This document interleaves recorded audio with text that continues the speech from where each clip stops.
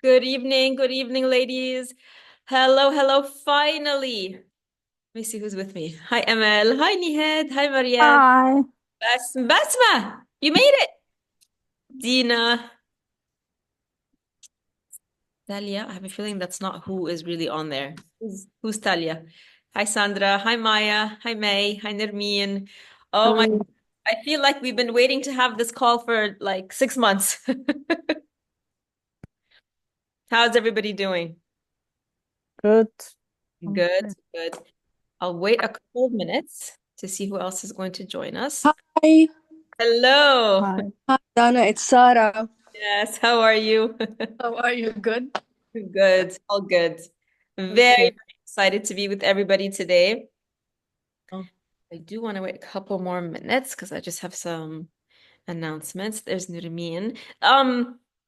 Turn on your cameras for this, ladies, because this is a book club. This is an interactive conversation. It's not just me sitting here talking. So for these calls, I would appreciate if you guys put on your cameras. Maybe today you weren't prepared. Maybe you're still in your PJs or, you don't feel confident enough to come on camera. But it's a safe group, it's a safe space. So please do come on so that we can have a closer, more connected conversation once we start. All right. Oops. Did I cut out for a second, ladies? My internet cut on me. All right. I Let's, don't know why my name is not. yeah. Oh, no. Okay, ladies, welcome to our first call. Welcome to this, my up and coming beta program, which, as all of you know, the idea literally came to me overnight, and I don't like to, there's no point in postponing, which is the idea of Think and Grow Rich, right? When you get an idea, move on it. So I am beyond combination of feelings, like really excited, really nervous, um, really hopeful because I feel like I've been just there's this idea that I've been just sitting on for a long time and finally I get to bring it to fruition. So I'm more than appreciative of all of you taking another leap of faith with me and jumping in with me. So let's just get started. I do want to cover a few before we get to the books, just cover a few logistical aspects because I still see a few questions on the group and things like that.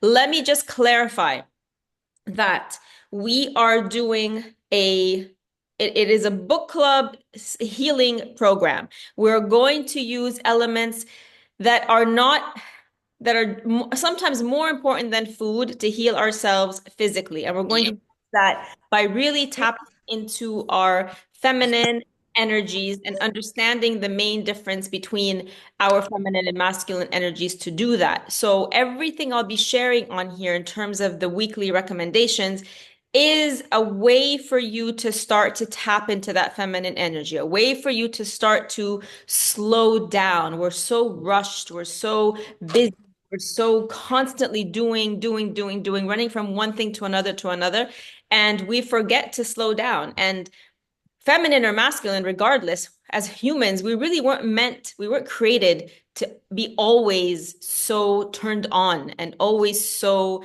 busy and always so, um, like it trying to fix something or trying to do something.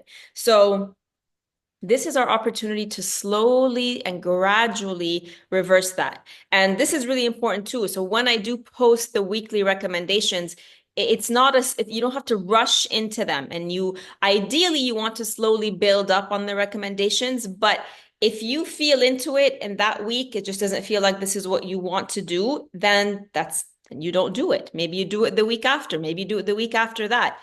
Don't feel that everything has to be completed on time. I will share a new file every Sunday for those of you who might still be confused. Every Sunday, I will share, right now I'm just calling it a file. Eventually it'll evolve into a proper module, but a file they'll upload into the group. So you're not getting any emails. There's no other place to get your material. And in that file, it will be brief because I want you to spend any reading time focusing on the books that we're reading. So it will be brief and the recommendations will be brief. You won't get a million things to do every week. So if you haven't seen all of the files yet, go to the Facebook group under files and start from the bottom up. So the first one you'll see is the newest one, and the last one you'll see that's the first one or the oldest one. So if you even at any point you feel like you want to work your way back and start from the beginning, that's the way to do it. So that's what's going to happen every Sunday. And as you've noticed, and I've said before, I'm not going to be posting every single day in the group the way that I used to do in the hormone detox program, to give you space off of social media and to give you space away from the noise and the chatter and to give you space to really read, relax, slow down, and implement. There is always an urge to come onto the group if you feel like I'm posting something or you don't want to miss important information. So that's not what we're doing this time. And then the only other time I will post is on Thursdays, the accountability post, really just to help you see and gauge where you're at.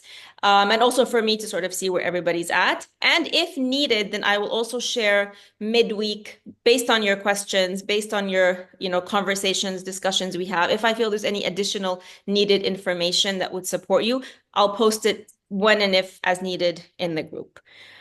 What my hope for this group is that we do end up functioning as a true Bye. right? So not as a coaching program where you come in here and I'm the coach and you're my client and I sort of lead and you guys are just sit there listening to me. I do want to function as a mastermind, which is a group of equals. So we're all in here to learn from each other equally. We're all in here, including myself, to collaborate and to share. And it's not going to be where, you wait for me to start a conversation every time we have a session. It's going to be if whoever needs to start the conversation will start the conversation every single session. Obviously, in the where we are going to be talking about health, specifically food, or some of you have physical issues, symptoms, things like that. Obviously, I'll lead you and support you in that. But in general, think of this as a mastermind, not just as a coach-client relationship. Having said that, in terms of the sessions, the way I have them set up now is we have 2 sessions a week. One session is the book club where we talk about the month, and then the other session is where we talk about the primary food or your foods or anything like that. So there's a lot of things that I would want feedback on as we move through this program. But the biggest question for me is, do we continue or does it serve you having 2 sessions a week? Or would it serve all of us better to do alternating sessions once a week? Which would mean we would only do 2 books a month instead of 4. So 1 week we would do a book session, 1 week we would do a mastermind/health session. So this is what I want. So I want to do it for the next 2-3 weeks until the end of January in the original format of twice a week, and then get feedback on that if you feel like it really is too much. And let's take it back so that it actually serves us better. Or actually, you know what? It's working fine. I can keep up with 2 sessions a week, or I really feel like I need that support, or having 2 sessions a week really keeps the momentum going for me. That's one of the biggest questions I have for you. All right. Today, we are going to discuss Think and Grow Rich. And then on Wednesday, we're also going to discuss another book. And the reason for that is because Think and Grow Rich are the December books, but since we didn't actually have a session in December, I wanted to cover them today. And then we are on schedule to talk about our next books as 1 per week moving forward. So this week is the only exception that we're doing 3 books in 1 week. And it's just because we had these 2 books as an introduction. Anybody have any questions for me before we move forward? Anything at all about the structure, about the file, about the weekly recommendations? I have a question. Yes. Sorry, because I'm driving, so I didn't. So basically, I only barely got through Think and Grow Rich, and I think everyone knows my feeling about it. Yeah. I only finished 1 section of one chapter of Feminine. What is it? Genius. Feminine Genius. Thank you. And that's simply because I started a new job that's been quite overwhelming. I have done nothing in terms of the program. And also I'm just coming out of work. So also it's like in terms of, I just caught a bit of the beginning in the slowing down, the reading, because I am brain drained by the end of the day. So I'm asking again, is there any way that maybe we can have less books to read because it feels already like overwhelming? Yeah. Just that question and then, yeah.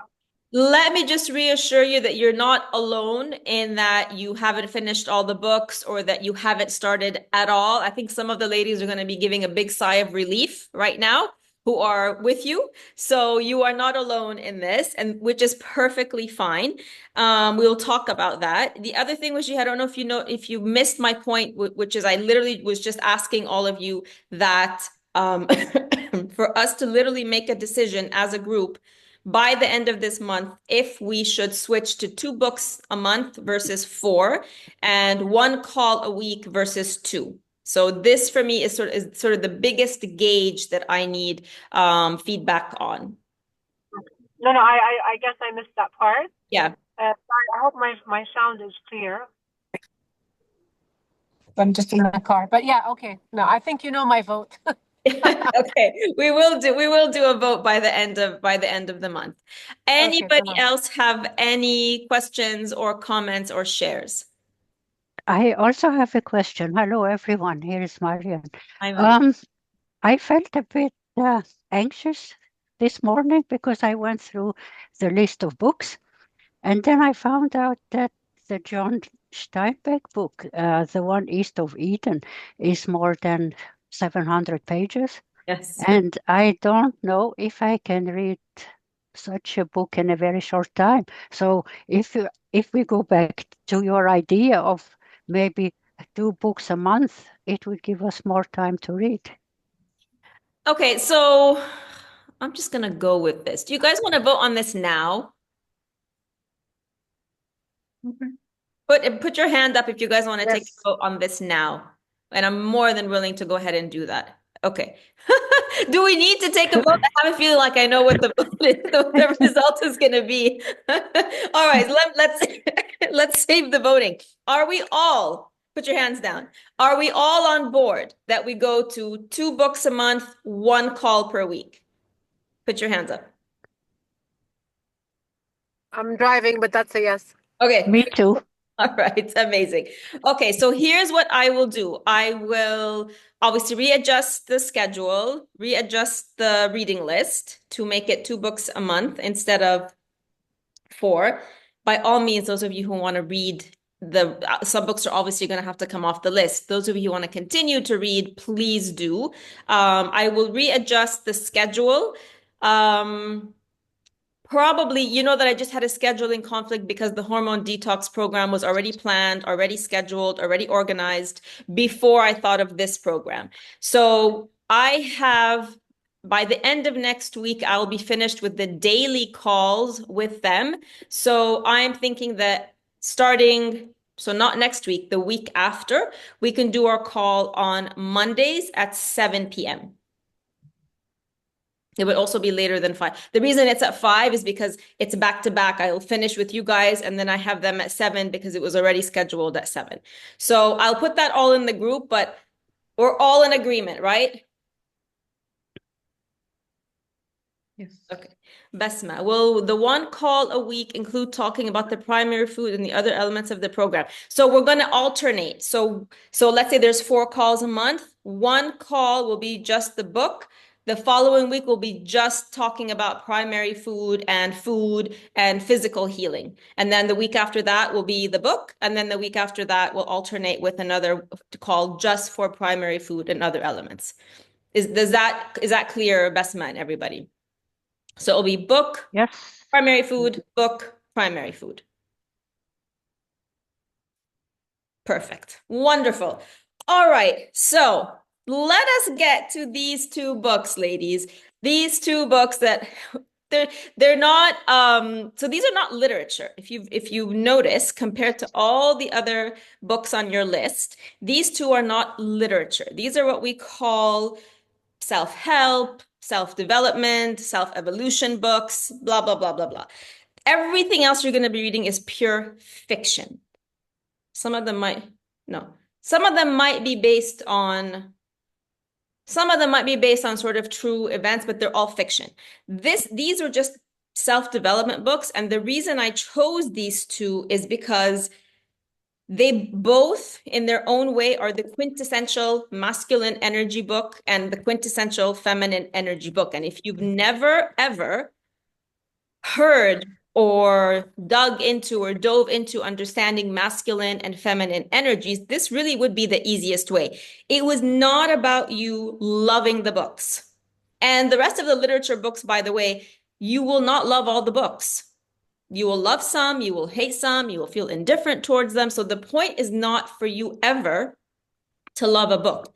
But with Think and Grow Rich specifically, I mean, this book was written, what, 60, 70, 80 years ago? It's a pretty old book, but it was the first of its kind to address reaching your goals or discovering yourself or finding a way to achieve whatever it is you want in your life. I know a lot of people are turned off by the title rich, but as some of you noted in the group, you can replace rich with anything, right? You can, any goal that you want. This one just focuses on money. And the way that he creates this very systematic way that you basically, he says, if you don't follow it this way, you're not going to get the goal at the end. This is exactly how masculine energy functions.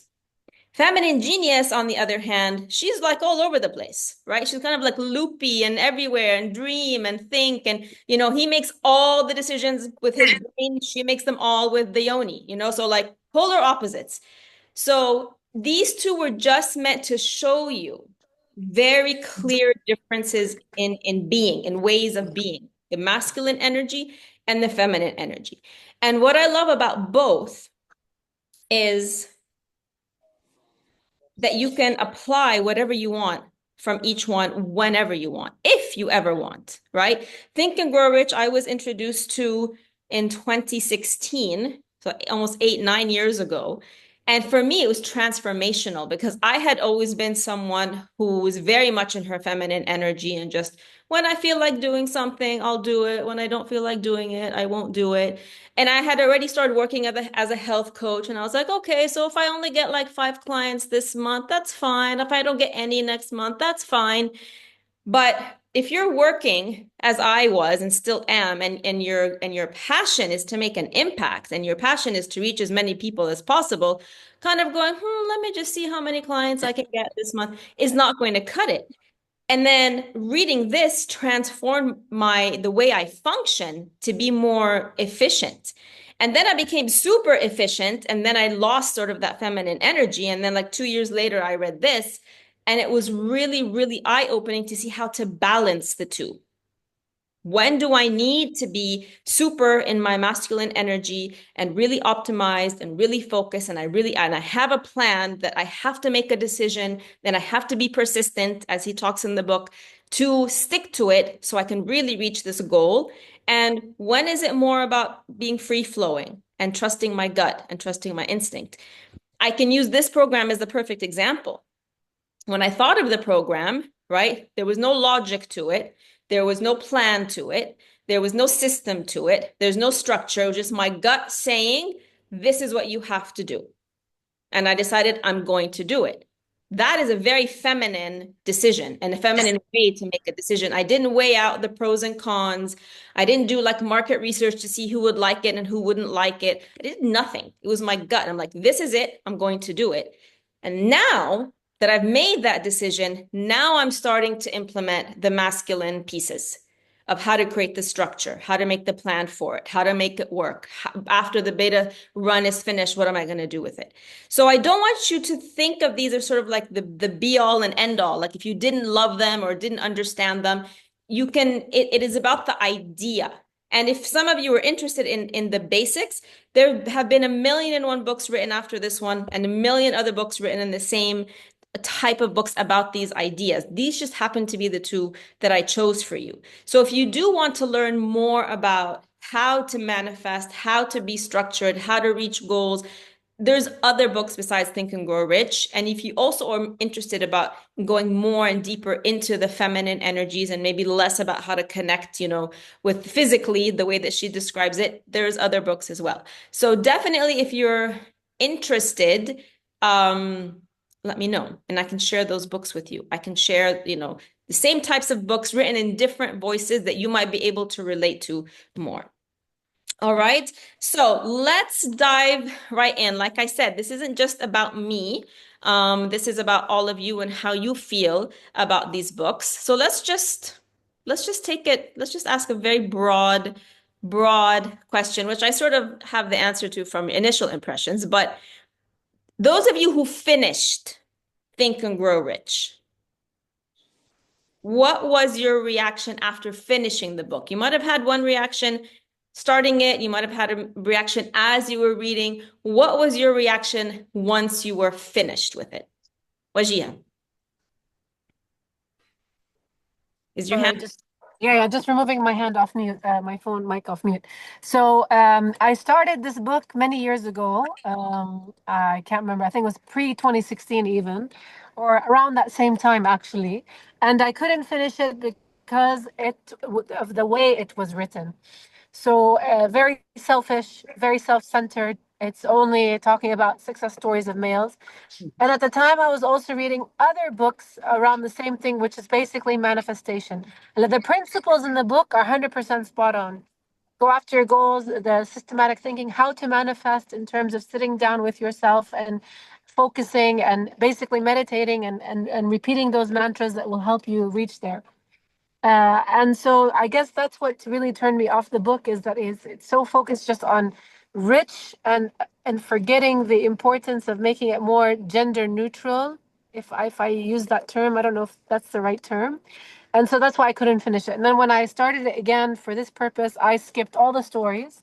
Because again, it was just repeating. It was repeating the same bullshit. And actually, I folded a lot of the pages about the steps because those steps are relevant. And I was like, this is great for my son. This will be easier for him to understand when I tell him, to focus on your goals and what I mean by manifestation. So in terms of principles, spot on. In terms of the way he wrote and all caps. And today, all caps means you're yelling at someone, and it's not emphasis anymore. So. But all I felt was like he was just shouting at me, do this to make money. And I'm like, yeah, go to hell. Yeah. So yeah, that was my feedback initially and feeling. Okay, so it was basically about his tone. I think the issue that it's more male dominated was also we have to think of context, like when it was written. So this wasn't written at a time necessarily when you saw women, taking over companies and having these major companies that made a lot of money.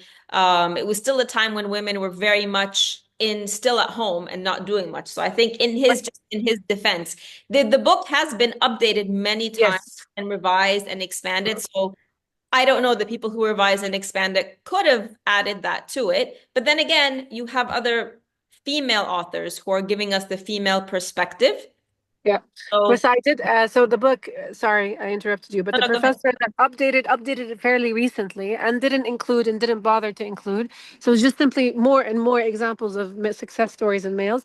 And I digress. There are success stories of females, but again, in history and in everything, and because we live in a patriarchal misogynistic society, they tend not to mention the success stories of women. And they only talk about the men, which is, again, well, if you look at Feminine Genius, she really doesn't talk about men either, right? She's only talking about women. Good. So I think it's fair to say that the women want to write about women and they're writing for women, right? This book was not written for women at the time at all. No, so true. I think we have to look at also who the audience was. Like Feminine Genius is clearly written for women. And so how are you going to relate to a woman who might have gone through your same issues or your same stories? You want to see it from the perspective of a woman and hear about how another woman was able to overcome this. And I think with writing to men about men, I think was also it was time sensitive for that. Yeah, but with the update, so allow me, just last point, the update was saying that they updated it to be more relevant for the current times, and which they didn't address that. So as a professor for the current times, I think you need to put more other relevant stories Yeah. and widen the audience. One, and secondly, in terms of feminine genius and everything about women, if you look at books today, in general, there's so many more books addressed to men than there are to women. Healthcare, same thing with the things we learned in the hormone program and detox and everything health is tested on men and not women. So I think that's just another example of, yes, feminine genius is written for women because there's nothing written about women, but there's so much written about men. So بس أقول قولي هذا وأستغفر الله. Love it. Does anybody have a comment about anything Waji has said? Agreeing, disagreeing? Nermin.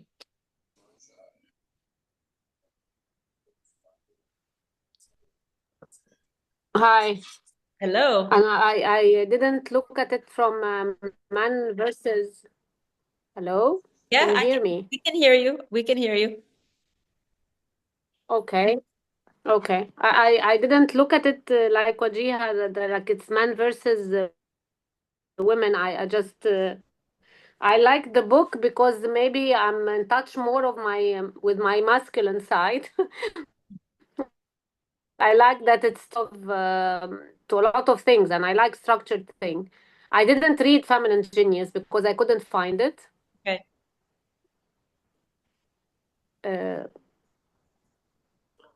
Can you hear me well? Yes, I can hear you. Yes, yes. Yeah, okay. I can see because Dana's picture is stagnant, so I'm not sure if she's. Oh, can you guys see me now? Can you hear me now?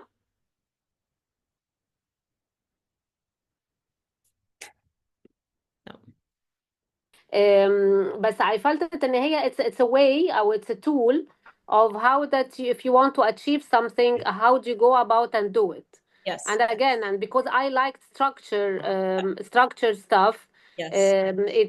I related to it, and I highlighted a lot of things in the book and a lot of statements, and I can share a couple Yes. to keep like I like the one when he was talking about in the chapter about desire, that every person who wins in any undertaking,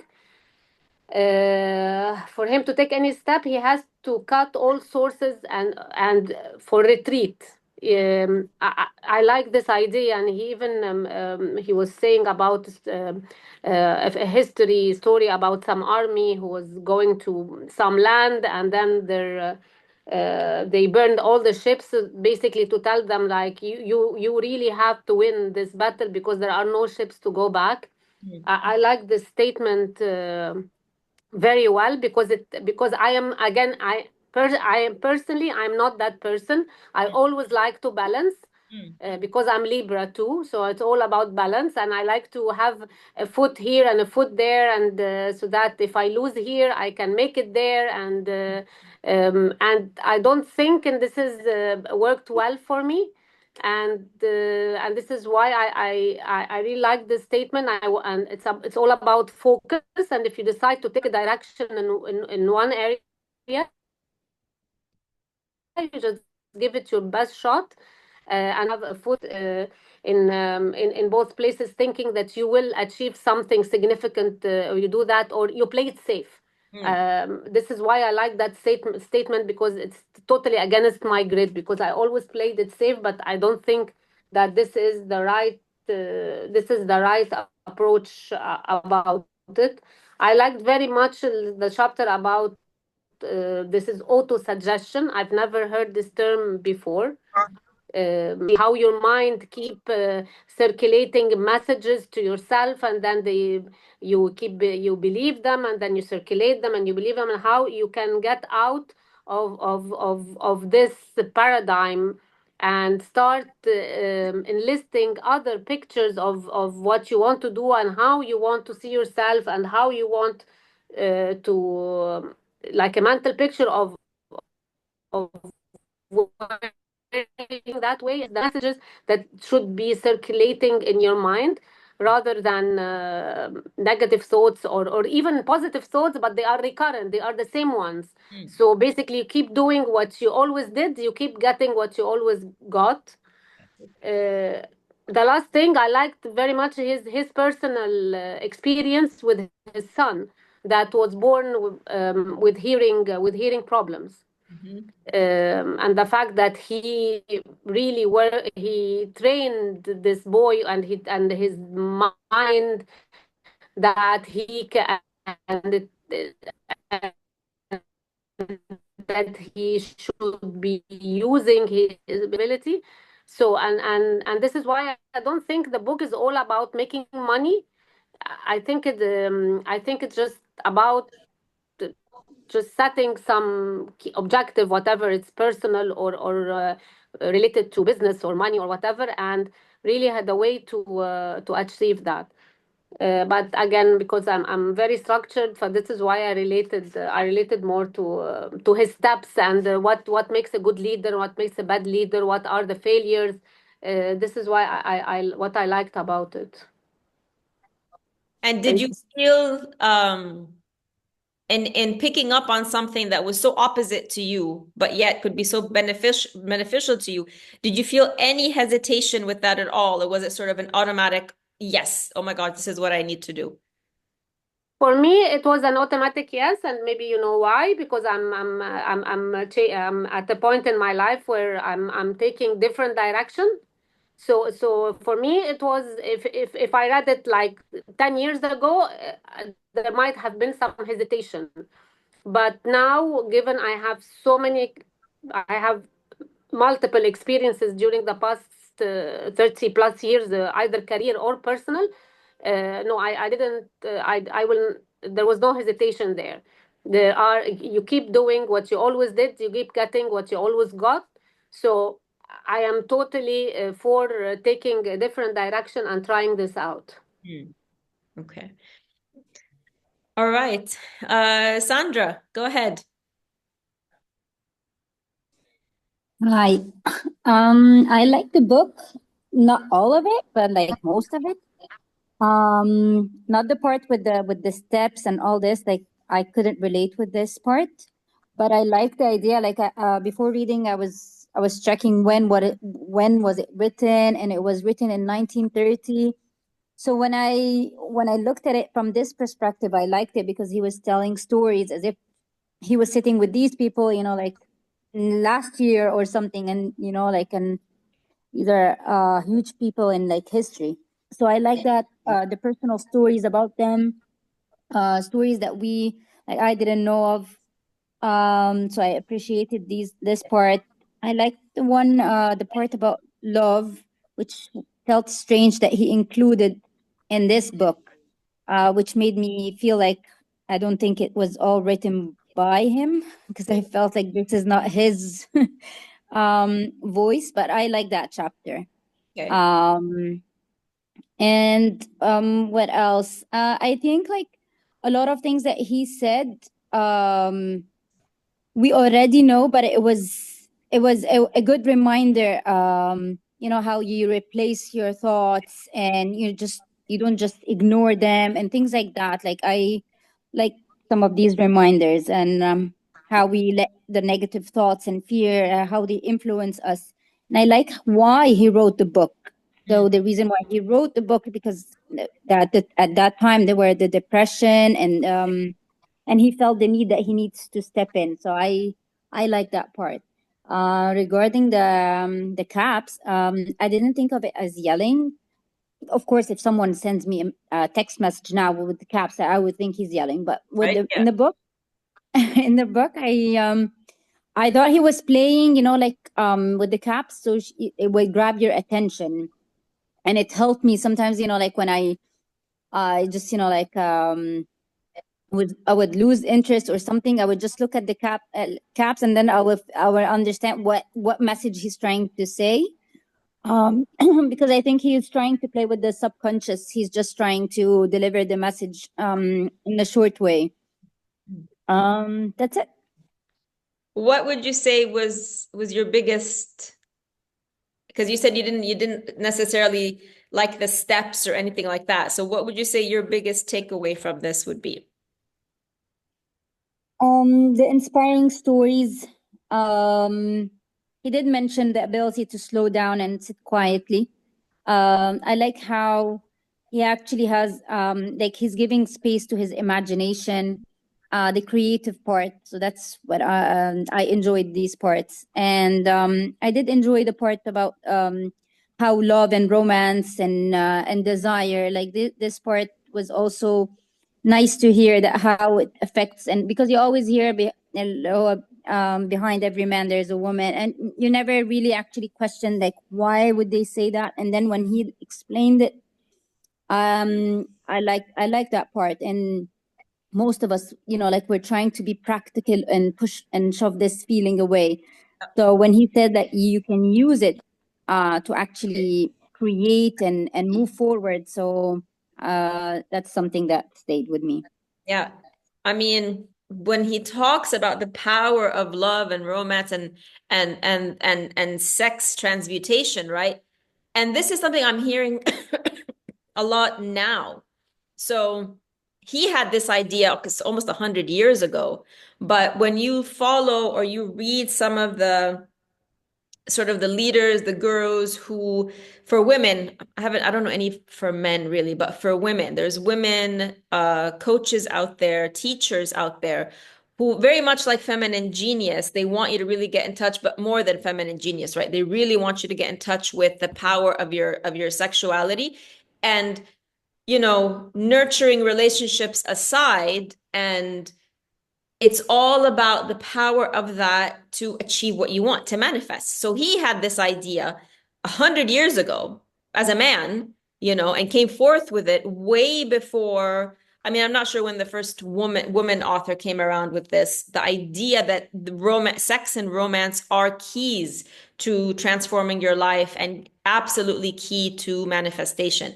That for me, when I first read this book, was also like, this doesn't make any sense. This was like, ooh, kind of for me. Everything else in the book made sense, and the steps was very logical. And on some level, that spoke to me. I just didn't see how it could be applied, because in this case, you would also need, your partner to be on board. Like you would both have to understand that power in addition to everything else that he talks about in order to make it happen. But he was definitely a pioneer when it came to that. Anything else you'd like to add, Sandra, or is that it? Last thing, when you said you were saying about the steps, my feeling when I was reading the steps is because maybe I'm not in that stage in my life, but actually I felt pressured as soon as I would read something about like the steps and how to move forward and take action and all this. It's like I actually felt pressured. Like I do have some ideas that I would like to do and implement, but like I'm not taking any steps yet. So when I was reading it, it was just like I wasn't relaxed when I was reading it. I felt that like yeah, I do need to take an action, and what are the action and steps that I need to take and all this. Yeah. So maybe that's why I didn't like that. Was it then, can we say it was more of a trigger necessarily then? Yeah, probably. Yeah. This is something for all of you to pay attention with this book, with Feminine Genius, any of the books. Anything that triggers you is potentially a teacher. It's showing you a part of you that you're either ignoring or that you're not understanding, or is something that could actually help you move forward in your life, but you feel like it might be too much to do, too hard to do, you're procrastinating. So pay attention to the bits and pieces of all the books that we're reading that make you like they're off-putting to you, because that could be an actual trigger that could potentially work for you. So just pay attention to that. Dina, go ahead. Hi, everyone. Hi, Dana. Missed you so much. It's been a while. Been a long time, yes. Yeah. Well, so I didn't get to complete any of those two books. I read like 3/4 of Think and Grow Rich and like a third of The Feminine Genius. Okay. And it was like a roller coaster right for me reading those two books. Because when I started reading the first one, Think and Grow Rich, I was like, oh my God, I lost all of my masculine energy throughout the past few years due to a lot of, some personal reasons. My husband retiring from work and he's in his mid 50s. It was like, wow, this is what happened to me. And I always liked masculine energy growing up and studying and doing my master's and working and traveling, then relocating elsewhere. And, my husband is a very systematic person. So he kind of like gave it to me as well, all of this masculine energy. And then I started The Feminine Genius. And when I started reading that book, I was like, oh my God, I lost my feminine energy as well. So those two books showed me that I had both. Some phases of my life were more dominated by the masculine energy, and then I lost all of my feminine energy that I also like. And I always had this balance that was totally now imbalanced. I understood more of my husband after reading Think and Grow Rich. Okay. So I didn't focus on what this author is kind of like saying and what this author is saying, and this author is a man and this author is a woman. I kind of like focused on the energy coming out of both books. And it kind of like enlightened a lot of things and made me think like you need to rebalance yourself. So I'm I loved both of them. I loved where I am now after those 2-3 weeks. And it was a very positive experience for me. Amazing. It's very important what you said, definitely, to find the balance. And I feel like for myself anyway, when I talk about balancing my masculine and feminine, it's not about equally balancing, but about knowing when to have the masculine energy and knowing when to be in my feminine. Technically, as women, we should technically be more in our feminine energy and have the masculine energy and apply it as needed.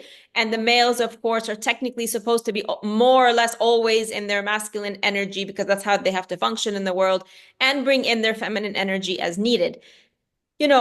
There's, times have changed, and sort of we all can end up doing some of the same functions, but I think, and in my experience with coaching and being coached, what it seems to come down to for women especially is be very much in tune with your masculine, but don't let that dominate you so that you're only functioning from your masculine all the time.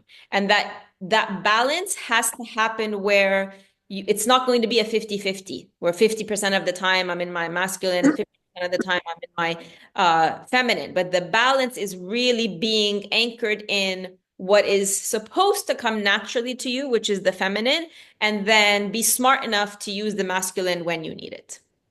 Yeah, that's totally true. So, obviously everybody has to figure that out for themselves, and everybody's situations, life situations, work situations, if some of you women who work in an office, for example, those of you who work in the corporate world, you're spending a good, half of your waking hours in masculine energy. And you just by default, the corporate world is masculine energy. So you're not really, your masculine energy will be stronger than your feminine energy, for example. So everybody's going to have a little bit of, and this is why we just present these theories, right? And these ideas and these books is just for you, like you said, Dina, just to figure out, like, where am I now? How does this apply to me now? And which part of it do I feel like is like a trigger? I need to look at it. Potentially, I need to shift it because it's not working for me. And what are the things that really, when I read them in my gut, it feels right? I remember a lot of the things when I was reading Think and Grow Rich, masculine or not, it just resonated. It just made sense. Like, this is the way to function. I don't care if it's masculine or feminine or whatever. This is the right way to set a goal and to reach the finish line with the goal accomplished. Then I read Feminine Genius. I'm like, oh my God, yeah, this is also true. Like, yeah, this is how I want to be. Like, this is how I want to feel and function. So listen to how literally your mind and your body react to these. And if you feel it's a trigger that needs work, then spend some time on it. And if you feel like it's something that feels so right, but maybe you've always heard around you that, only weak women function like this. And this is the problem, I think, with feminine energy, that feminine women equate it with being weak or being passive or like being a doormat if you're in your feminine energy. But if as you're reading it, you feel like a calm inside you, like this really is hitting something home for both books, right?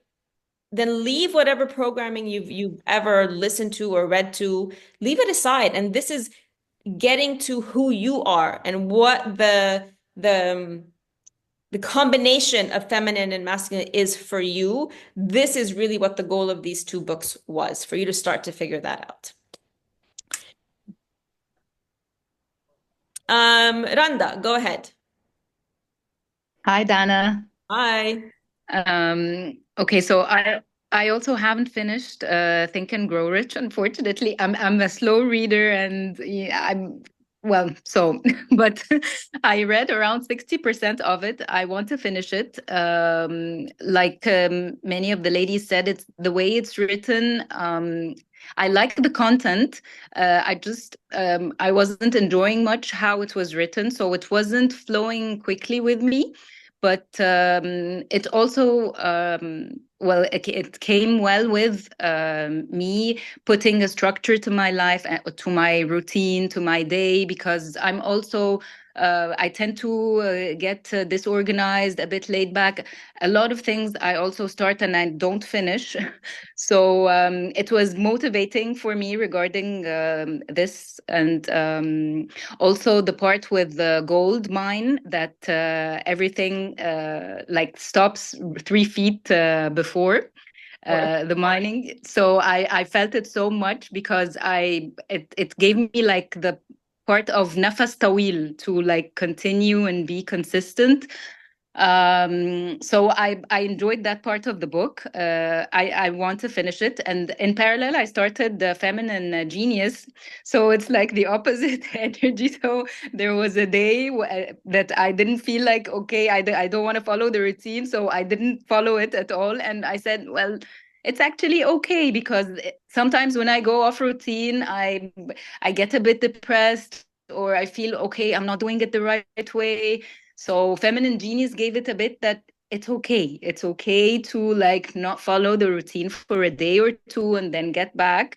And this is actually what happened. So I'm happy with that. And I'm also happy with Feminine Energy. It's faster. It's reading faster, but I haven't finished it yet. That's all. Yeah. See, so this is that perfect example of what I was saying, right? It's like when you read something, and even though you've been taught to do things in a certain way, but then somebody just gives you the permission, like validates my own feeling. Like, it's okay if I don't do everything the way I'm supposed to do, but you just needed somebody that you've never heard from before to explain it to you and to tell it to you, and so that you can give yourself permission then to be that way, 100%. And the gold mine thing, I mean, I talk a lot about this in the context of health, right? Almost like so many women will give up right at that point, right before the healing is supposed to happen, right? It applies to everything. It can be a goal, it can be your health, literally anything you do. We always say there's a breakdown before the breakthrough. And this is exactly what he's talking about here, the idea of that persistence and patience. So yeah, this is so true, Miranda, what you said. Marianne, go ahead.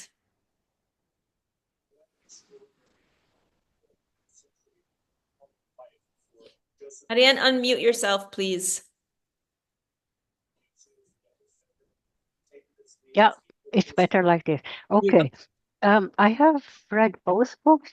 The first one went rather quickly, and then I thought, my God, I should have had such a book when I finished my studies. Um, um, I have studied engineering, and as such, I am working, or I was working in a male dominated firm or company. So I had used, I mean, I knew many of the concepts that were in the book, but then I thought if I had the book at the very beginning, I would have maybe avoided um, some problems or some mishaps. Yeah. So and then I thought, yeah, actually I don't need it anymore. But then afterwards, I thought it would be good if I reread it again, and I could help my nephews with it. I mean, they are both starting their career life, so of course they would want some feedback or some um, how do you say um, a good feedback from their aunt. Mm. So, and then what I liked at the book in the book is that at the very end, he has a of questions um, for a self-analysis. What's good, what's not good, what can be improved and not. So I thought after that I will take some time and go through them and see what I can, let's say, make better. Yeah. Yeah. Um, Go ahead. yeah.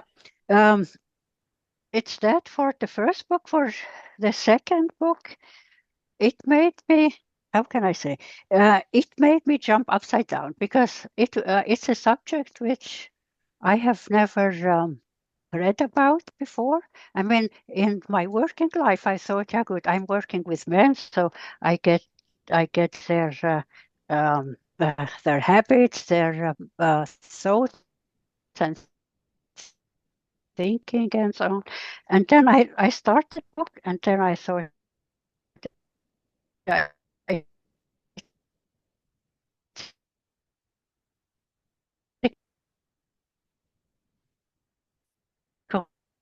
mean,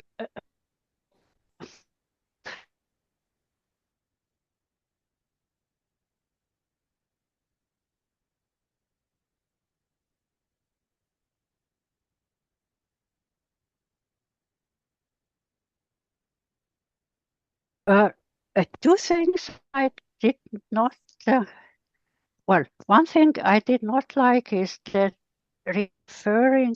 she referred to a Christian saint, Saint Mary Magdalena, and for us, or our church teachings have, of course, another idea about Saint Mary. So I left it on the side.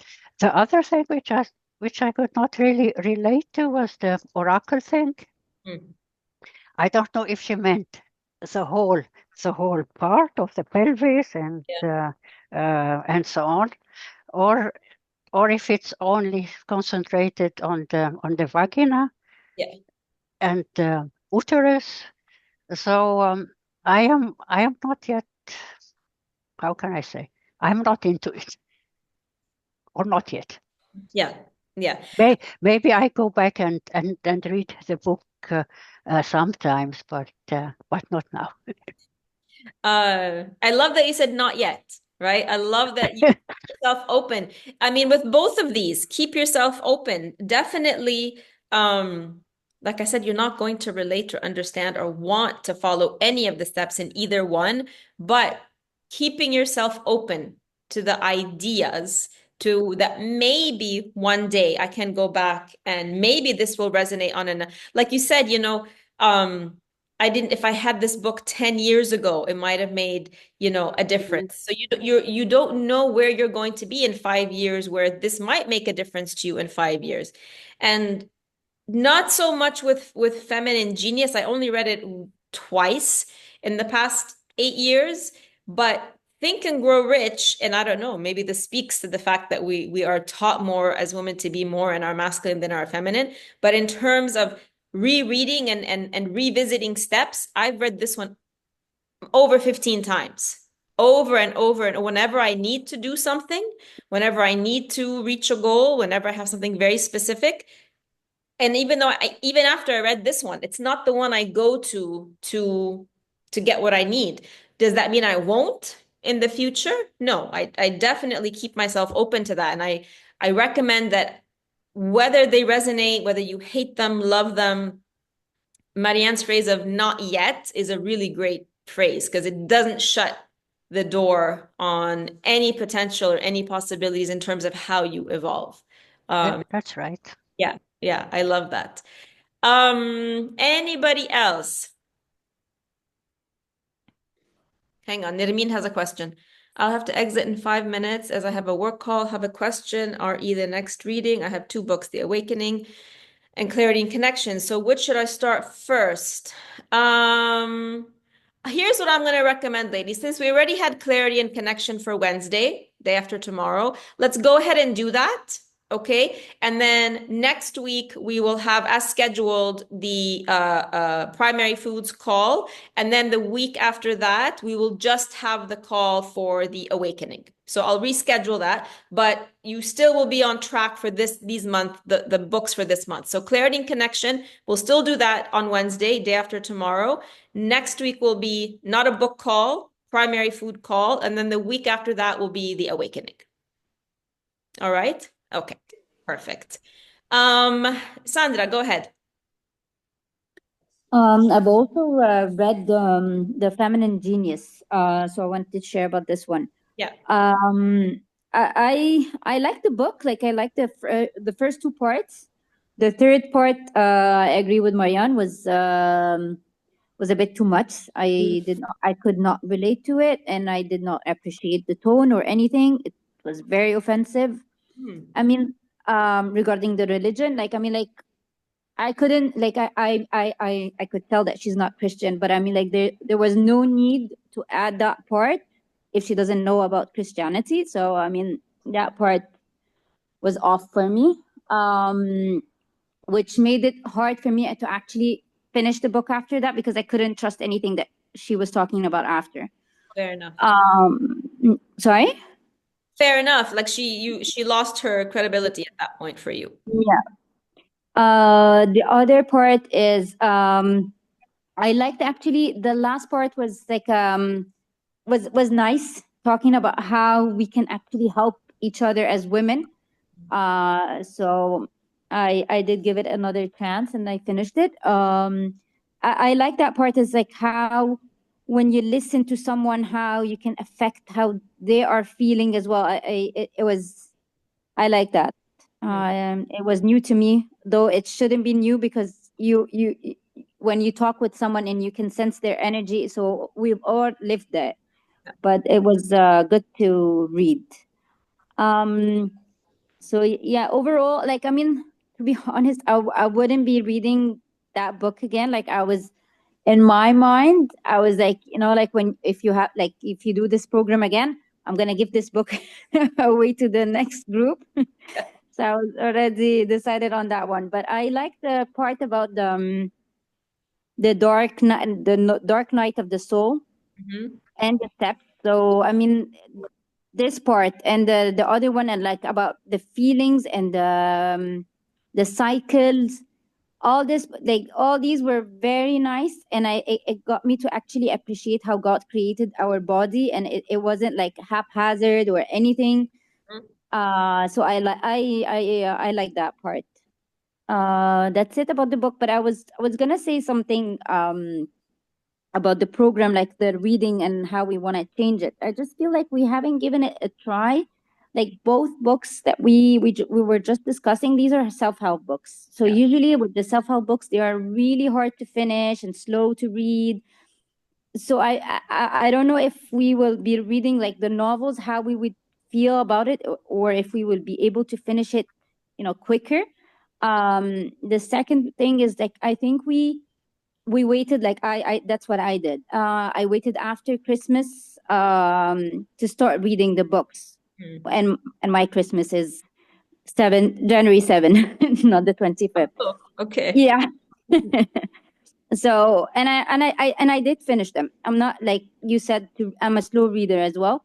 And you said to read them in like in 30 or 60 minutes a day. Of course I couldn't finish them in that time. So I had to, I was starting to calculate, and I did the stopwatch to see how long it would take me to finish one page. And then I put more hours, which I agree with the others. It was a little bit more like stressful.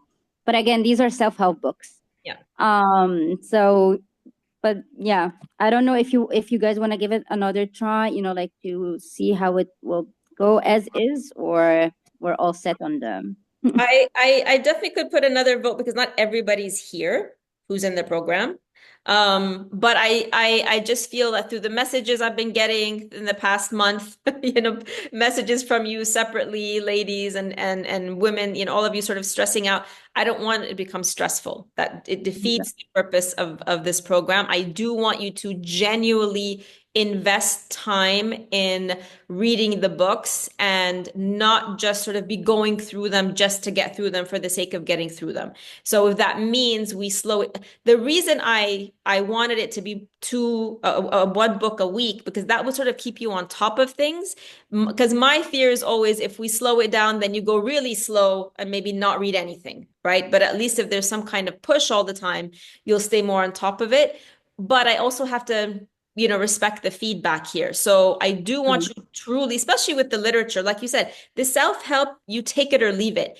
The literature can be more, I believe, even more transformative than the self-help because the stories are so human and so can be so relatable and can be, teach you a lesson and really bring out for you, where your strengths are, where your weaknesses are, mistakes you've made in the past. So the literature for me is more important than these self-help books. The self-help books, these two were just literally just so you can, if you didn't know it before, you would know it by finishing these two books. Like, what is masculine energy versus feminine energy? That's it. But the transformations are going to happen by deeply, delving into the literature that's coming up. So if that means we slow it down in order to actually achieve that goal, then I would prefer to do that for all of you.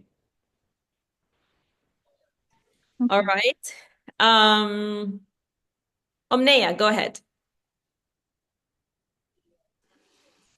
Yes. Hi, Dana. Hi, everyone. And I wanted to share my feedback on the books. I read Feminine Genius, the full book, and then the other one, I just have like a couple of chapters remaining. I'll share my feedback. So in the beginning, I fell in love with Feminine Genius. The first few parts of it or chapters were really nice, and it hit something in me, especially like labeling ladies in a certain way if she's too powerful or too loud or too something. Yeah. Because I think I've heard this a lot from my mom when we have like family gatherings, like, oh, you're always talking with the men in the family. Why don't you sit with the women in the family and discuss like women related issues? Why are you talking politics? That's why I think when I went to EC, I was a major political science and economics student, so I can speak freely, maybe, I don't know. But it hit me on different levels. Of course, it made me feel how the masculine side is dominating, especially that I'm part of the corporate life and I have to be like that. And I also have a small business that I've been running. So it's all running around, to be honest. I'm very organized. I have a plan for the day, but sometimes with traffic, with urgent calls or a crisis or an issue at work, you have to work more, or you have to change your plans. So it was a wake-up call for me to start moving towards the feminine side, but still not being influenced by the society and how they label women nowadays, if she's powerful or she's loud or she's too much or something. This is the first thing. For the other, I felt the book was a little bit boring in the middle. I was like, yeah, but once you finish this boring part, it's exactly like when you're running and you feel like you can't take your breath anymore. But when you skip this this part, you can continue for another kilometers. So it's the same thing. Once you skip this, or you read this part, which was a little bit boring for me, then you're able to finish and enjoy the rest of the book. The other one, I loved it. The other ones, I fell in love with it, although I haven't finished it yet. But it was a reminder for me on what I'm doing right and what I'm doing wrong and what I need to do better. The manifestation, the positive mindset, because sometimes I get dragged towards the negative one, although I try to be as positive as I could. And I'm always seen at work as the positive person and the one who has a positive attitude. And it's like, guys, deep inside, I'm terrified, but I'm showing you the smile. So because I have to, I manage crisis and I work in comms, so I have to always to look positive and to be positive, so I can manage risks and crisis within my work. But it was very insightful. I love the examples. Not every example I could relate to, but still I think there is a learning from each one of them. Especially the Ford story, because the author mentioned it several times. The one about America, I did not feel that I could relate to it, but the freedom and everything. But again, there is a bit of the capitalism part that I liked about it. It's not that I'm with or against any political view, but it's the learning out of it. And I feel like I've put a plan. The thing is, I had a plan first a few years ago on how my life should look like, and now the plan is changing due to family, due to economic conditions. Sorry that I'm talking too much, but I just wanted to share because I really love this, and I feel that I had to highlight several sections of it to go back to it, because I know that I will need to remember them again. So that was my feedback on the other one. I really like it, and I feel that it could help me. And I set a plan, a monetary plan till the end of the year, and I've decided to list down what I'm going to give up to be able to achieve this. It's hard, but I think it's achievable. And so that's the feedback. I love it. I love how you said that there's, even though you might not agree with everything in there, there's still something to learn from it, right? Yeah. In the disagreement, there's inherent learning in that, something, it tells you something about yourself. So I love that. Those of you who finished both books, what is the common thread between the two? There's two chapters that are almost titled exactly the same. Can you link it? Or what are the two pieces that they both tell you basically whatever it is you want to do in life, without this one very, very important piece, it doesn't matter if you do it the feminine way, it doesn't matter if you do it the masculine way, it's not going to happen. And both of them talk about that. The thinking, the thoughts. No. No, it's probably the... Is it the desire one? Desire. The desire, right? The desire. It's irrelevant if you're going to do the step-by-step system and Think and Grow Rich, or you're just going to feel into it and see how it echoes in your body, and how it's going to, are you going to have to go through a dark night of the soul to get there? It's irrelevant. And I think tapping into our desires, and for me, this was one of the biggest lessons of Think and Grow Rich. And by the time I read Feminine Genius, I had already understood it. So it made sense when I read that. And then all the manifestation and self-help books that I read after that all go around this main thing, which is none of it will work if you're not honest and true about what your deepest desire is. And as women, we don't allow ourselves sometimes to even dream about our biggest desires. And I used to bring this up with women a lot. And if some of you will remember, in the original hormone program, we did that too. And I would say, what is your deepest desire? Like, if I would just give you a magic wand and you could do anything you wanted to do tomorrow. And we're just talking, and women would just stop.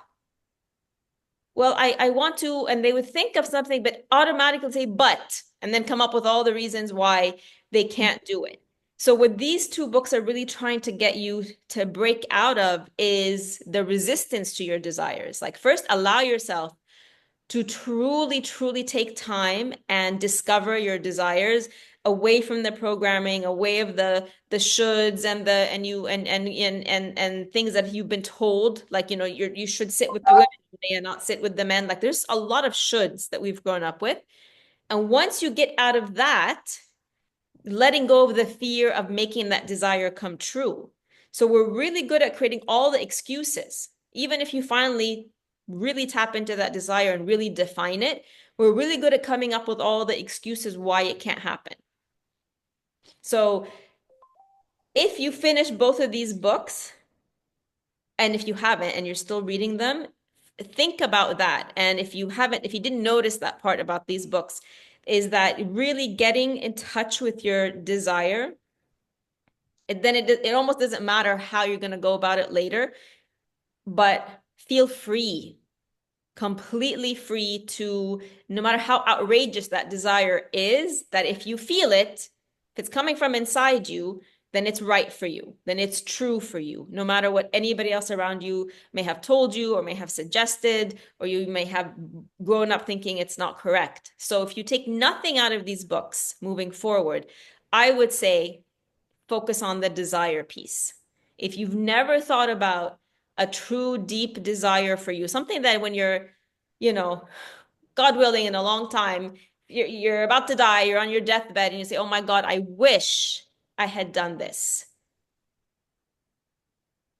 And if you've read things, maybe because I'm just in the health world, I read a lot of things about doctors, nurses, practitioners who spend time with people at the end of their lives.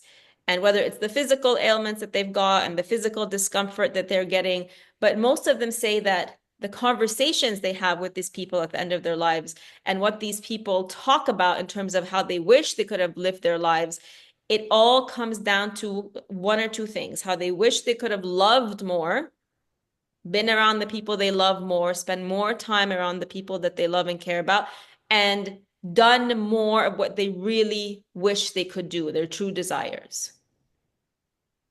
So for me, yeah, we can look at both of these books and think, okay, it's steps, and he's really talking like a man, and the stories, success stories about men, and she's really kind of woo-woo, but sort of take the crux of each one, the gist of each one is about your desire. And when was the last time you truly allowed yourself to think about your desires, much less follow through on them? So those of you who actually finish those two, can you see that connection?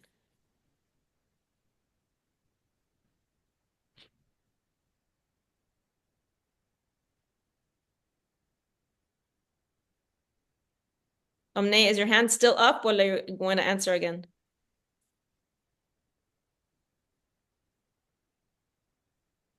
Sorry, Dana, it was up by mistake, but I mentioned already desires. Yeah. So yeah, I believe in this. Yes. Okay. Anybody else have any takeaways? Have any,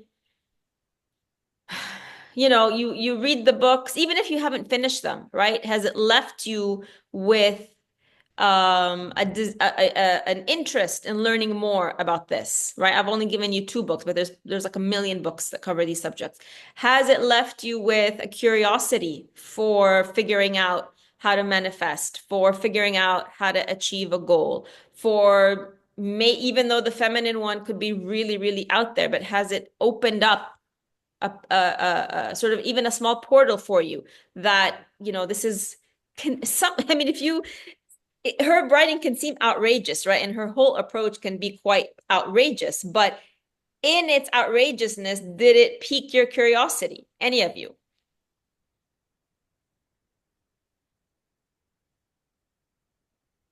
No one. Wow.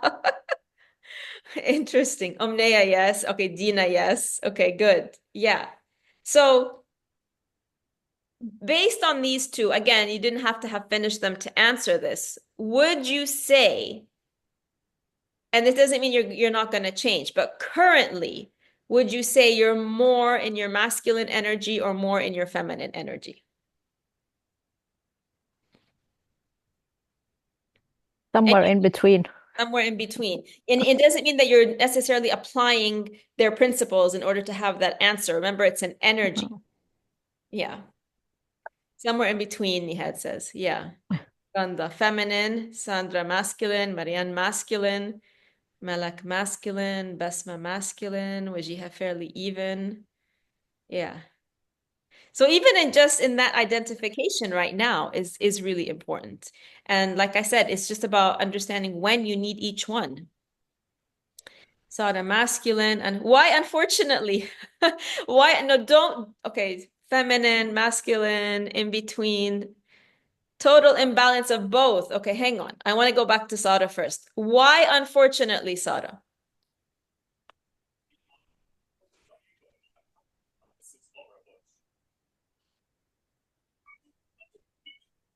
I'm assuming when you say masculine, unfortunately, or somebody might say feminine, unfortunately, is because on some level, maybe it hasn't served you the way you thought it would. I'm assuming. And that you felt like this was the right way to do things and pushed yourself to function from masculine energy, and then it didn't work out. Just a guess on my part. Let me know, Sada, why it would be unfortunate.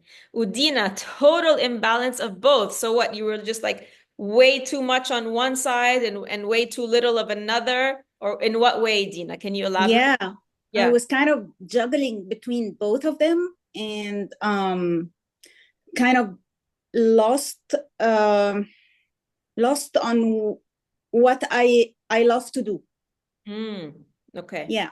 So I love both of them, and sometime back in my life I had a balance of both of them, and it was really nice. So reading both those books brought me back to those, brought back this feeling of nice that I lost. I don't know if I'm explaining myself, but this is how I feel about it, because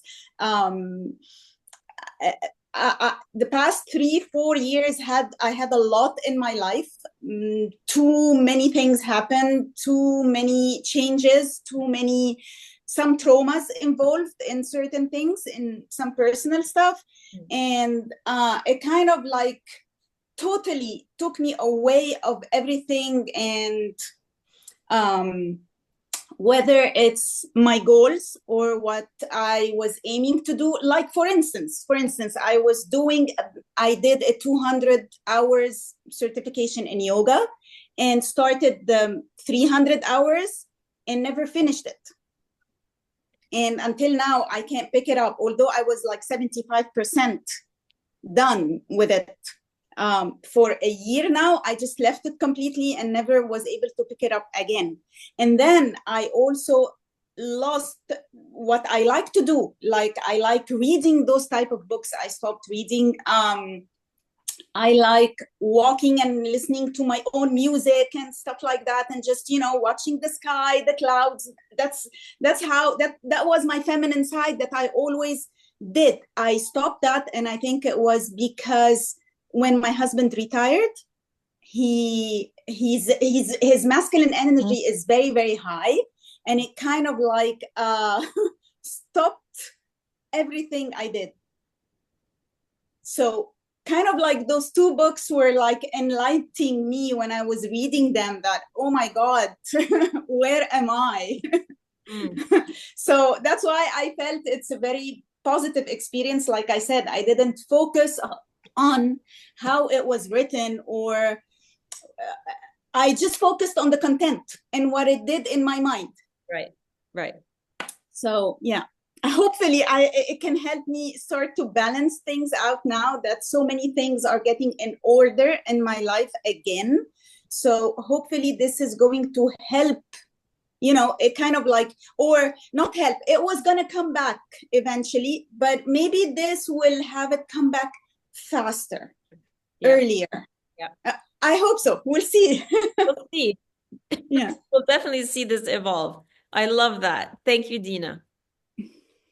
Malak, go ahead.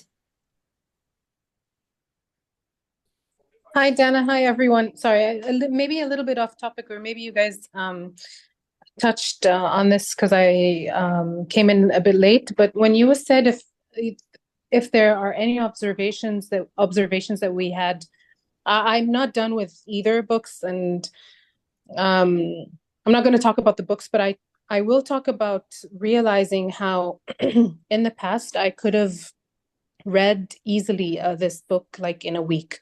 It's taking me much longer to do this because I think I realized how much time I waste on Facebook and Instagram and TikTok and all the social media platforms. And I actually realized that I actually stopped reading in general, be it self-help books or novels or anything else. I used to love reading. I actually could easily finish a book over 2 days. And I'm struggling to find, no, I'm not struggling to find the time, but I'm wasting so much time doing, in Arabic, بتسحل in other stuff. And I don't realize how much time goes by, just opening one of these applications and just, staying on there for, I'm ashamed to say that, but maybe sometimes for hours. We're all with you, right? No, but I don't think anybody here isn't or hasn't been guilty of that at some point. And one of the reason, for this program, and I think it's so important that it's not a matter, like you said, it's not a matter of struggling to find time. It's a matter of prioritizing your time. We've all been, it's كلنا اتسحلنا, all of us, without knowing it, without feeling it. It's just like literally dragged us all in. The important thing is that now we're becoming very conscious of that and not allow it to continue, right? So let's say it happened, we got dragged in, we got pulled in. It's very addictive, right? We got addicted to the constant, the quick dopamine hits of the quick satisfaction, getting the likes or interacting with something, the humor. It has taken everybody in, and they've done studies. It is a drug, and they've done studies on teenagers specifically, and when they take their phones away from them, what happens to them? It's literally the same reactions as somebody who is in a drug rehabilitation center. So it's highly, highly, highly addictive. It has ruined our ability to stay focused on anything for longer than a few seconds, because it's reprogrammed our brain to want something new every few seconds. So we have a hard time focusing. We have a hard time sitting down quietly without fidgeting. And we have a hard time reading, because reading requires both focusing and not fidgeting and sitting quietly. So when you realize to what extent that it's taking away from you, it's not adding to your life anymore when that's happening, even though it can, right? There's some incredible information on social media that you can't get anywhere else. So 100% it can add to your life. But when it starts doing all of that list that we just talked about, it's not adding anymore. And this is where you have to take very active steps in recognizing how it's actually taking away from your life, your lived life, your time with your family, your time evolving yourself, your time enriching yourself. And hopefully, and this is going to be for all of us, it's going to be, again, it's healing. It's a healing process, and healing is never linear. So you might find yourself really excited at the beginning, and you're going to sit down and you're going to read the book and you're going to give a whole 45 minutes, maybe. And then the next day you get distracted and you can't do it, because there's that push and pull. So be kind to yourself, be consistent, be persistent, but also recognize that you are fighting a very strong addiction. We all are, just on some level. Basma, yes, Malak, I agree wholeheartedly. I'm struggling to stay focused, and that's why I think that changing to 2 books a month is a good idea. We're easing our way back into reading. Okay, so then that makes even more sense for us to do that. But having said that, make sure that you stay consistent with this, right? Easing back into 2 books doesn't mean you have more time. So don't let your brain trick you. So easing back into 2 books doesn't mean you have more time. You still have the same amount of time, just how are you going to use it better? Because you might fall into the trap of, oh, well, now it's only 2 books. I can, today, if I don't read today, or today, if I spend more time on social media, that might be okay because I have more time to read. You still have the same number of hours every single day. So you still need to be, this is why ideal day is so important. We'll talk about it next week. So important to figure out and curate the day that serves you best so that you are running your day and not the other way around. Sandra, hopefully novels will be easier to read. They're more entertaining for sure. I don't know that they're easier to read, but definitely more entertaining. Omneya, go ahead. Thanks, Zara. So I wanted first to answer your question about the feminine and the masculine side. So I feel that the masculine side is dominating the feminine one. However, people around me, they see the contrary. So like, for example, when I was talking to my friends at work about the program, and they said like, Omne, you already have the feminine side. We could see it, and we were always inspired by you. So that was shocking, to be honest. I was happy to hear that, but I felt the other way around, or maybe, I don't know. It was, I need to analyze this better and to see what I'm doing. Maybe it's subconsciously, I feel that the masculine side is more dominant, but I don't know. So this is something that I need to think about. I also want to relate to something that Dina said about the passion. So you know that you've been with me and throughout the journey over 10 years now, Dana, and you know that at some point I quit my corporate job and I started my fashion brand. And then when it started to become a business, this is where I started losing the passion.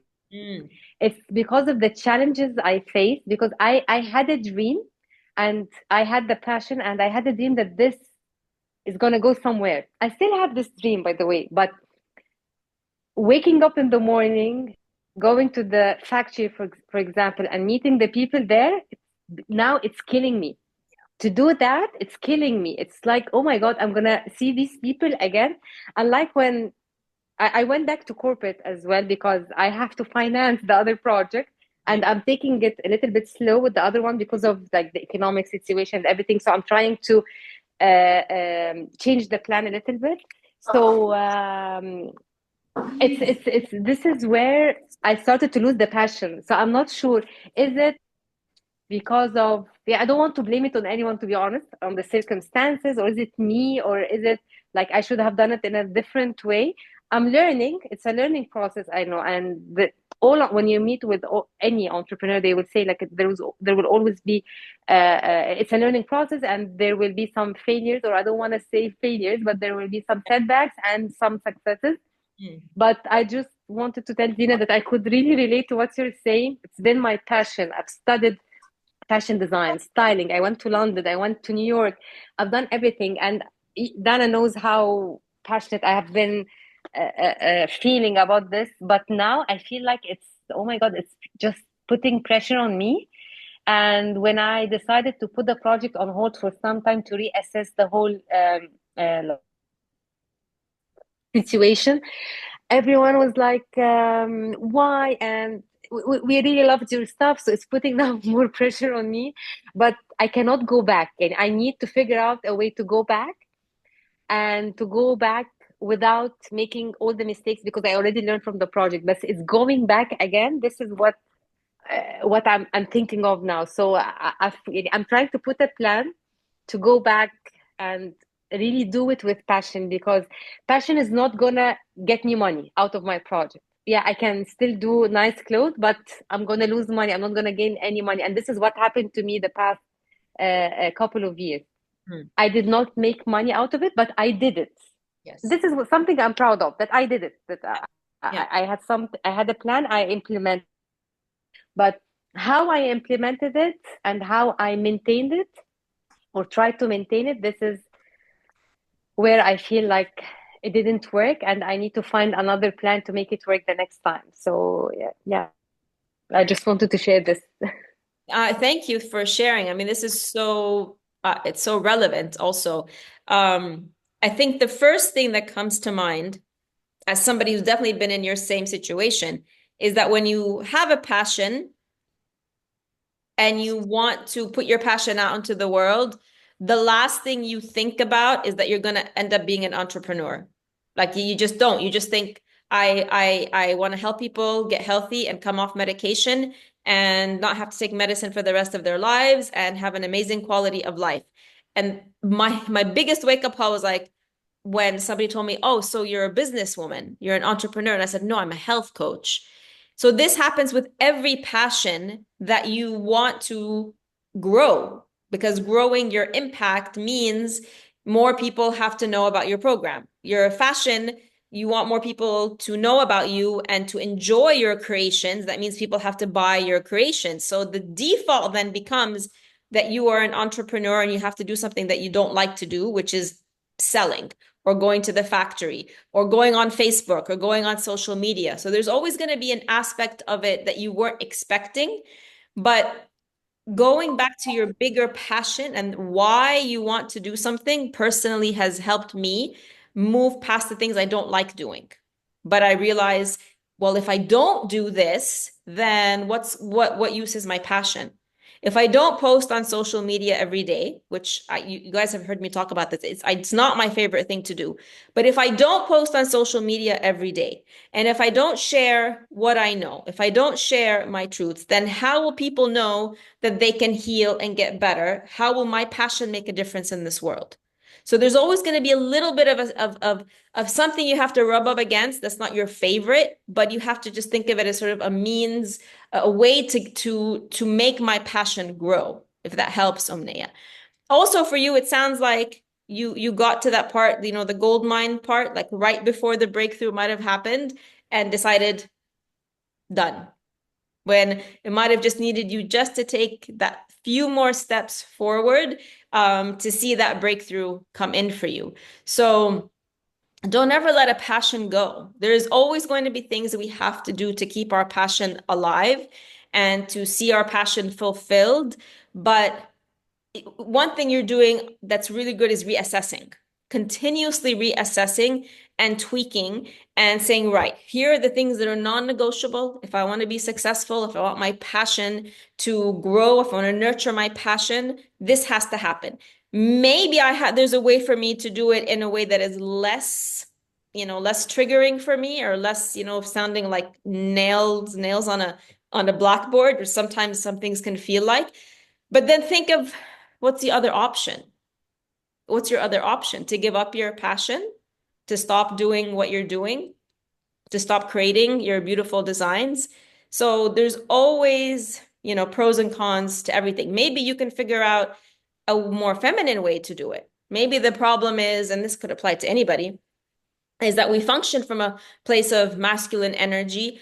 And that's why we wake up every day and we're functioning in the wrong energy because we're women. So maybe it needs us to apply more feminine energy to the same tasks. And I found that has been helping me. And that can help you just wake up in a different energy where you apply yourself to the same task, but it feels different and the result ends up being different also. If that helps, Omneya. Yeah, thanks, Dan. You're welcome. Sara, I said that because I'm still in do mode. Okay, even with sharing and delegating responsibilities, which I decided to do in the beginning of 2025, I have still been waiting for the epiphany, which will help me find ways to create more rooms for myself and become more relaxed. What I would say to that is epiphanies tend to come when you least expect them. So allow yourself, this is very much being in the feminine of just allow it. Whenever it happens, it happens. Don't try to create it. Don't try to force it. That's very masculine. So if you're truly wanting a breakthrough, an epiphany, whatever you want to call it, you have to simply step back. This is where, the feminine energy of being passive is. This is the one that's so misunderstood, that being passive is about being walked all over and not having a strong enough personality. No, the passive energy we talk about in feminine traits is you just sit back, and when you're waiting for something like this, you literally do nothing and wait for it. When you are in, when you're doing all the things that you know to do and you're waiting for an epiphany and you're waiting for a breakthrough like Omneya, it will happen. But the more you try and force it, or the more you try and worry about why isn't it coming? Why isn't it here? What am I doing wrong? It gets delayed or doesn't happen at all. So you did what you know to do. You're sharing, delegating responsibilities.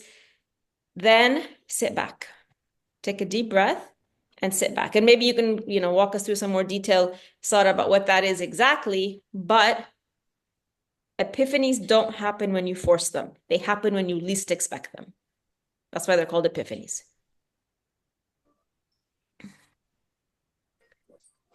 Maha, it really helps. I wish it was recorded. It's recorded, ladies. All the sessions are recorded. Every single session will be recorded.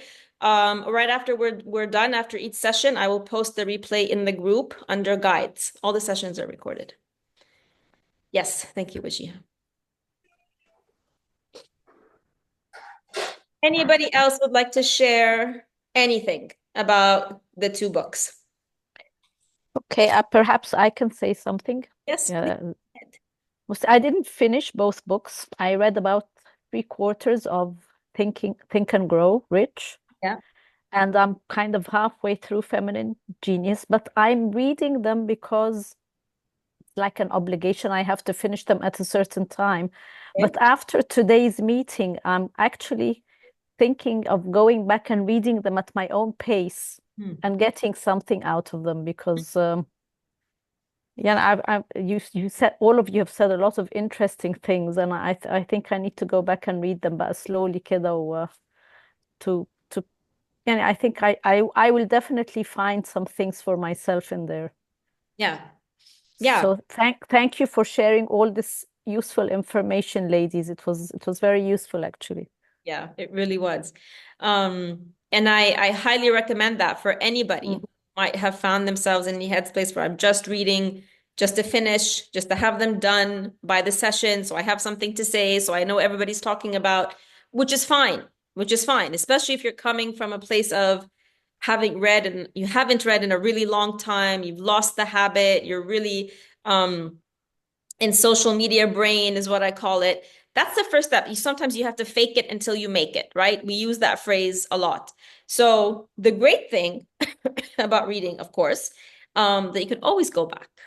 I mean, that's the wonderful thing about books, is that books that you love, we keep rereading. And you might reread it once every 10 years. You might read it once a year, depending. But that's a wonderful thing, is that because we evolve, when you read it the first time, you might not get anything out of it. You come back to it a second time with a different perspective. Maybe we help to open up some, light up some ideas for you in your head. You're going to go back and read it with a different perspective and definitely get something out of it. Doesn't have to be big.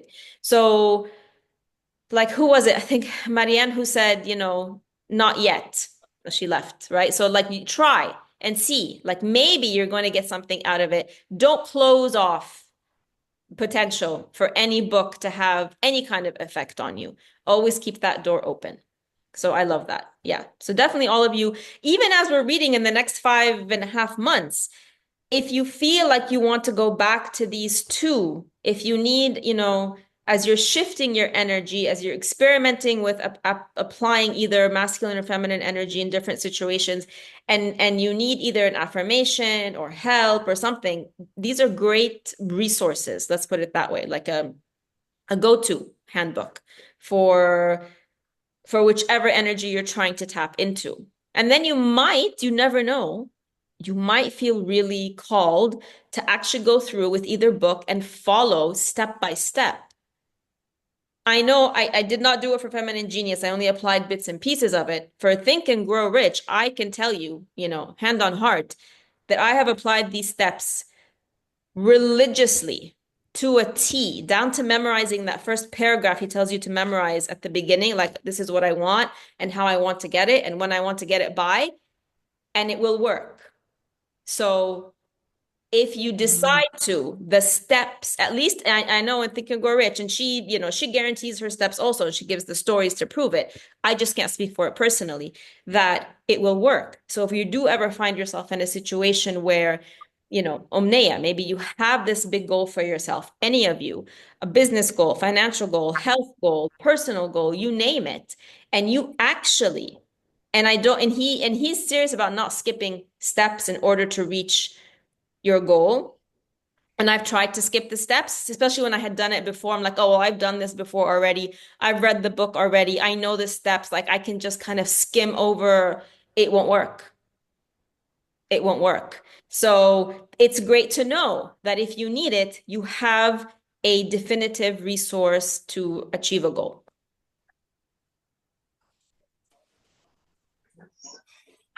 Sandra, I don't really have something that I desire that much. I'm going to leave you to think on that, Sandra, because I don't believe that anybody can say that. You maybe haven't allowed yourself space, given yourself permission to really, really think outside of all of your boxes, because that's what a true desire comes. So you're going to have to let go, right, of all and open up all of the boxes in your life, the generational patterns of how you were brought up, the patterns of how a woman should be, how a wife should be, how a daughter should be, anything you've ever been told about how you should be. You can't tap into a desire until you at least suspend those. You know how when we did the hormone programs, I always tell everybody at the beginning, you can be whichever version of health you want to be, even though everybody around you, mainstream media, mainstream medicine, your family tells you there's no way you can reverse it. Once you have it, that's it. And I ask you to just suspend everything you've ever known about health during the program. Just suspend it, because you cannot gain health in this very specific instance without suspending all your other beliefs you've had for all your life. So the same thing is going to happen with a desire. Unless you suspend and say, right, none of this is true for the next 1 hour. And I'm going to think about what I really want without worrying about, what's going to happen to me if I decide to do this? What's going to happen to my family? What's going to happen to my parents? What if everybody's not going to be safe if I decide to do this? What if it's not financially feasible if I decide to do this? All the ifs, you suspend them all and believe that everything is going to be fine. Nobody's going to, disown you or hate you or go broke or get sick if you decide to have what you want to have. Because those are all the subconscious things going on in our brains when we try to think of something that we want. There's a lot of guilt usually around it or shame around it. So suspending those, just at least so you can find it, right? To just allow that desire to come through, because you do have something that you desire. I 100% assure you that you do. It's covered with so many things right now. Noha, same thing.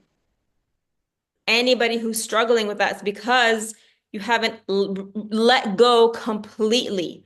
You might be too embarrassed to actually say out loud what it is that you desire because of conditioning, because of society, religion, programming, whatever it is. So I'm not telling you to let go of all of these things. I'm saying suspend them temporarily so you can see what you, Sandra, what you really want. Noha, what you really want. Sara, go ahead.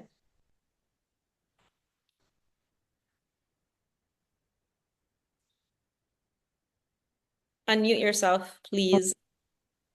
Hi. The first thing I want to say is I never read before. It was long time ago that I started and I quit. Okay. And suddenly after we started the program together, I read every day and I found the time and I felt lost a bit after readings. I'm ahead in my readings, all my readings. I'm now in Eastern Aden. So I'm ahead. I read a lot and I'm very happy. And I want to say something about Feminine Genius. When I was reading Feminine Genius, I was smiling with each page. I don't know why. In each page I read it, I smile. I feel happy. I touch sensitivity in her writings. I found also that I was really far away from the feminine energy. I was masculine all the time. I'm a mother. I do everything for my family. I don't have time for myself. But now I said, I have to stop. I have to do something. I have to feel what is going on around me. I don't feel anything. I feel myself cold. But after I started reading, I can see the beauty in everything I do. An example, I walk every day. So, the birds, they do, I don't know the name of it. I can call it. العصافير بتعمل صوت. I don't know the name of الصوت. Yeah. But I can hear the birds. I can see the trees. I can see the flowers. I can see the sun, the sky. It's different. Everything is different. I see things differently. I feel things differently. I don't know if it's from the program. I don't know because I paused a little bit. Something is happening, but I don't know what it is. But I started the flower thing a week ago before you mentioned it today. Okay. I found flowers. I bought it. I put it in the vase and I smell it every day. Things is going better. For the masculine energy, for the first book, I loved it. Really, I loved it too. But I felt it's so me. So I don't know what I was doing before. I was that masculine. يعني I saw things that I never realized it before. يعني that's it for the time being. I mean, how beautiful, right? How beautiful. I don't know. It seems, I feel like you were just waiting for something to trigger your feminine energy to come out and just give you that permission and just to slow down and just to be able literally to smell the flowers, as they say. Yeah, very true. That's Yes. beautiful. I love that. Thank you for sharing. Thank you. Yeah. Let me just see. Wajiha, I have to leave. No problem. Maha, would it apply to materialistic things like a white Mercedes? Yes, of course. Why not? I think maybe this is where sometimes we get stuck when we get a desire and it's an object, right? Maha wants a white Mercedes, and we make that wrong. What's wrong? What if she wants a white Mercedes? Does it mean she's gonna, she's hurt somebody or she's offended anybody or she's gone against her religion? Like, so what if she wants a white Mercedes? This is where we make things wrong. What will people say about me if I have a white Mercedes? Yeah, so what? They're gonna say all sorts of things, by the way, for anything that you do. So people are gonna judge you, say things for you and say things against you, no matter what you do. So you might as well go and get the white Mercedes, Maha, and sit in there and drive it and enjoy it if that's what you want. If that's in true alignment with you, right? You're not doing it to impress someone. You're not doing it because you're in competition with someone, right? You're not doing it because you're jealous of somebody else who has it and you want to get one. You're doing it because it's truly what you want. You go to sleep, you dream about it, you see yourself driving it, and you enjoy it. It's what you want. There's no other motive except that you want it. That's how you know it's a true desire. And then you don't make it wrong because that's what you want. Sandra, you sound super calm to me, Sada, right? Super calm and very much in your feminine energy. Yes, you do. You actually do. Final comments, ladies, because I must hop over to the hormone detox ladies in 10 minutes. Final comments to wrap up our session. I don't think we'll be completely done commenting on these two books in the next few months. Totally normal. We'll bring them up as needed. But any final remarks that you want to recap here, or if there's something you want to say after hearing everybody, you didn't get a chance to speak, please, let's do that. Anyone? Well, can I ask about the somatic exercises? Let's Something? keep those for next week. So the class Okay. that's not related to books is all about talking about anything physical. The somatic Okay. exercises, the workouts, the primary foods, all of that. Okay. But you can ask it in the group in the meantime, if there's something you want an answer to quickly. Yeah.